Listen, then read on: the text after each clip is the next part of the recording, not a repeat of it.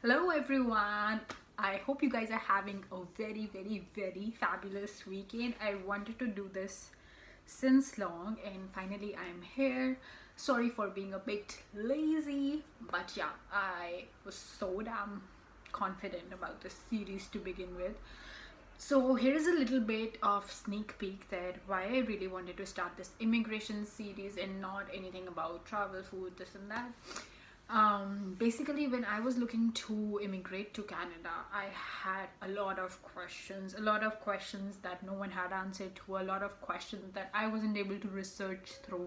I always felt a void to find answers to all these questions. So I hope that this series and my experience with immigration, whether that's work permit, whether that's moving to Canada, and whether that's the journey on how I got to where I am right now, will lead others in pursuing their dreams, will lead others or will help others in guiding them through the questions that they have in their mind, because I had tons. And basically, immigrating to an entirely different country, whether that's just for the sake of study, work, or travel, is not an easy task.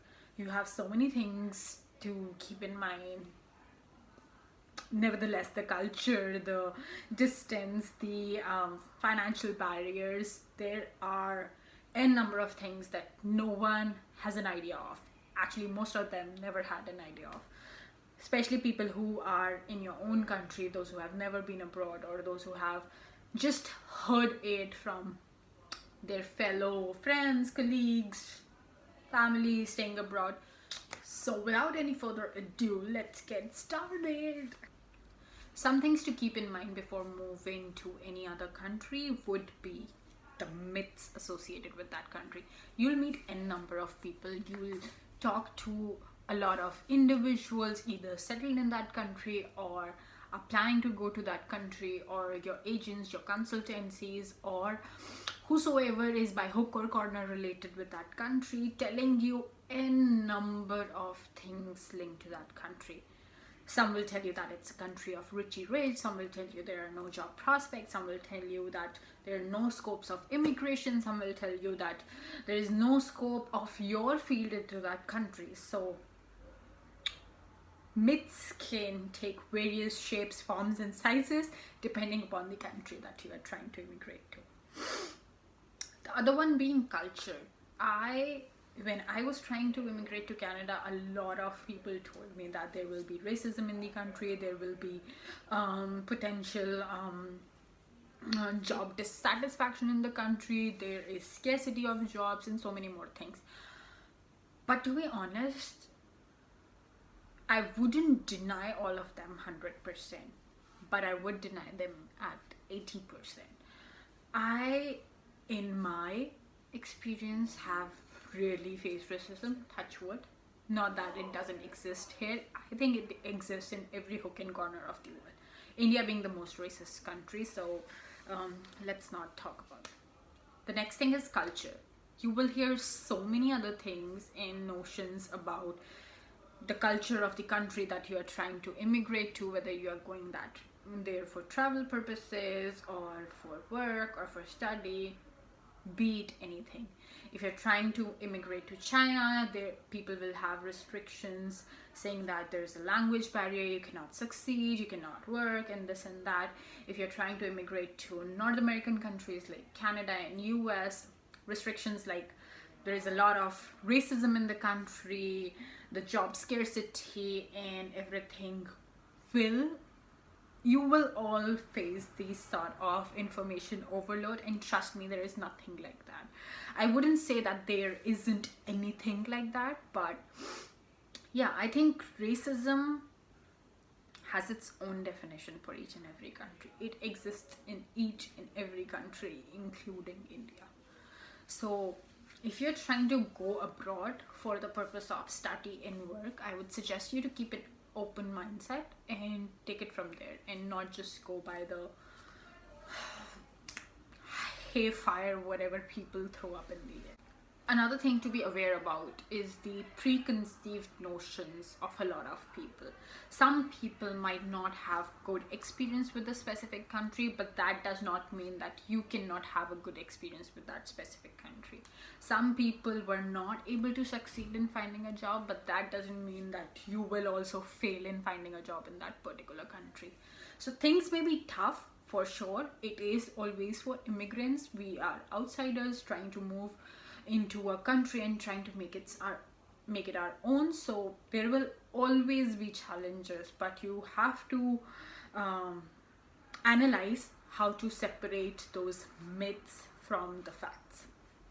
Another widely popular associated myth with someone immigrating abroad is that, wow, his life is gonna be super glamorous, sexy, full of fun, hip hop, yeah, you.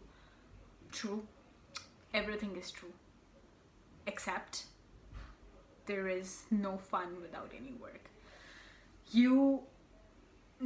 The thing that no one will ever tell you about, how much struggle, how much work, how much people and how much force does it take to reach to that level where you can have fun as per your own wish, where you can spend as per your own will. Like, everyone will tell you about the potential glamorous life of studying or working abroad, but no one will tell you ever about the struggles that it entails. That's why I'm telling you. Another myth that is widely associated with people immigrating abroad is that it is the best way to earn easy income.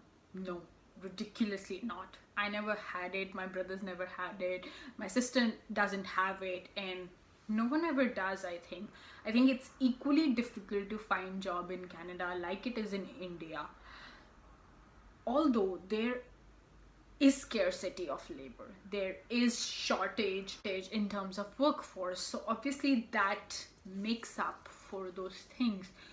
We do face difficulty in finding jobs such as our own field jobs. For example, if I'm taking up engineering or software engineering, I might face some difficulties, but that doesn't mean I have no jobs here.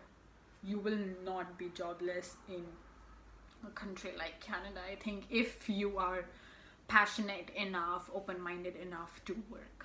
So if you want to work, you will get it. Next, moving on to the other category, which is reasons. Reasoning is very essential when it comes for you to research and to thoroughly find facts and figures about where do you want to study, what do you want to study, what potential does it have in that specific region, if it has any potential or not, what are your long-term goals, what are your short-term goals. Frankly telling, I wasn't aware of half of these. So that's why I'm letting you know that you need to be aware of these. You need to assess your priorities accordingly. You need to sit down, take a book or take a pen and paper and just write all these things that I'm telling you about. If you're looking to migrate abroad for study, for work, it is the most important thing to do. You have to find out the reason why you want to immigrate. Do you want to immigrate for study? Do you want to pursue your master's, postgrad? What do you want to do? Or do you just want to work and you want to expand your experience horizon? So that point needs to be very clear. Studies, this will again imbibe a lot of different other things to think about, like finances and show money and which colleges to study and which states to go for. If you are just looking in order to move for the prospect of work in your area of work, then you have provinces that have a high demand of the job that you are looking for. You have to look for companies that offer the kind of work, job or role that you are ideally looking for when you're looking to work abroad.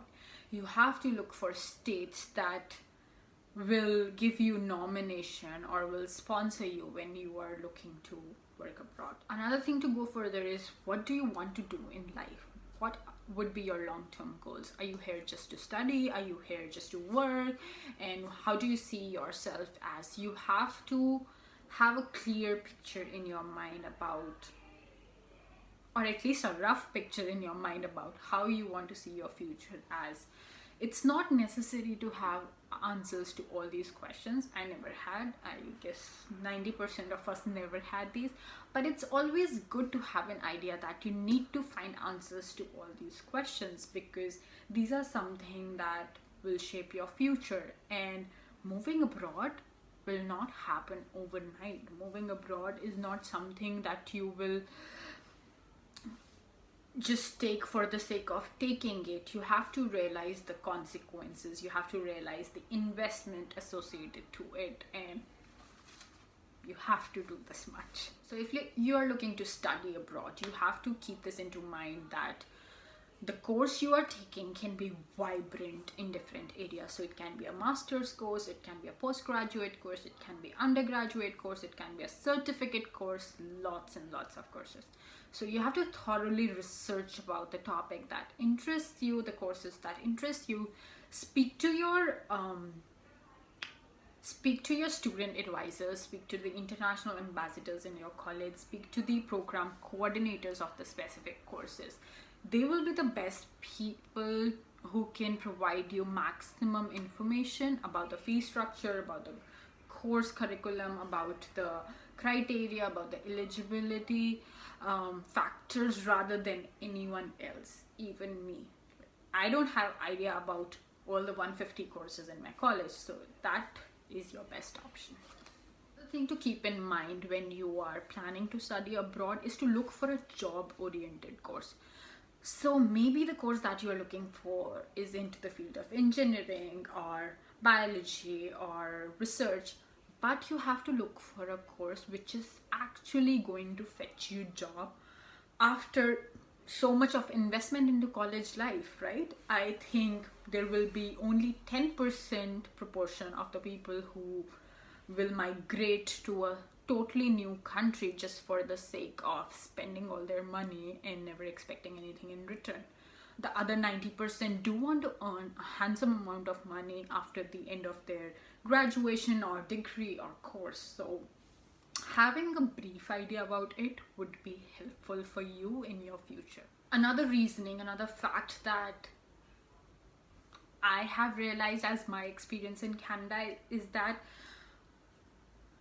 as much as you have to be ready about the fast-paced, energy-driven, passionate madness and metropolitan life and the city life of a totally new country, you have to be equally prepared about a risky life, a fickle life, a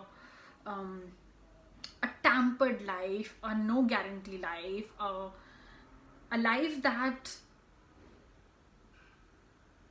you're not too sure about. You're just exploring with each passing day. So you have to make your mind in a good way regarding that you have to be aware that all these things can happen. There can be depression, there can be homesickness, there can be just I don't know, there can be so many more things. But also you have to be aware that what you are putting on stake when you are migrating abroad, your family, your job, your school, your life, or anything.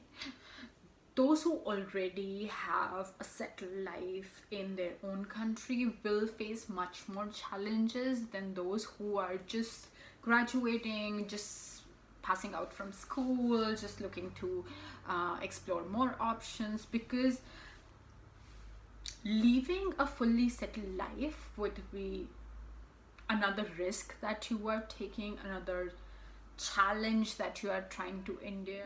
So you have to analyze all these situations before taking the step to move further, because it's better to be safe than to be sorry. Right? So, yeah. Also, be aware of the potential risks that your move might involve. I'm not trying to scare you all, but I'm just trying to make you all familiar with the aspects of how fickle immigration can be. If you're moving to a specific country, there is no guarantee that you will get job into that country. There is no guarantee that you will get the residency of that country. If you do residency, there is no guarantee that you will get the citizenship. Rules keep on changing, governments keep on changing, the criteria keeps on changing with each passing day. I can experience that myself being in Canada. So you have to be ready for the constant change and you have to adapt accordingly. Maybe that will incur you more costs, maybe that will incur you more disappointments, maybe that will potentially force you to change your plans, but always remember there is something out there for you. So never lose. My last and foremost important part of this entire video is some tips that I would like to give you guys from my side regarding what must be on your fingertips when you are trying to plan out to move abroad. So first point is research thoroughly. Doesn't matter what country you are migrating to, what course you are taking, what college you are studying, what company you are working for. You have to thoroughly research about the area, the place where you are moving, the rental expenses, the sort of transportation of that area, an idea of how much monthly expenses you have to incur, an idea of what sort of lifestyle the country, the city, or the community has wherever you are moving to. It will, trust me, it will add so much more confidence to your own self when you'll get out of that plane, get into the country, and just you'll be ready to face them. Second point is prioritize. You have to prioritize everything. You may have to handle multiple jobs along with your studies, or various studies along with your job. So you have to prioritize what is your main focus at that time. You cannot let it go. Immigration is all about sailing in multiple boats simultaneously. I'm thoroughly aware of that phrase that you have to drown if you're sailing in multiple boats, but that is not true in the case when you are immigrating, because you have to be a jack of all trades.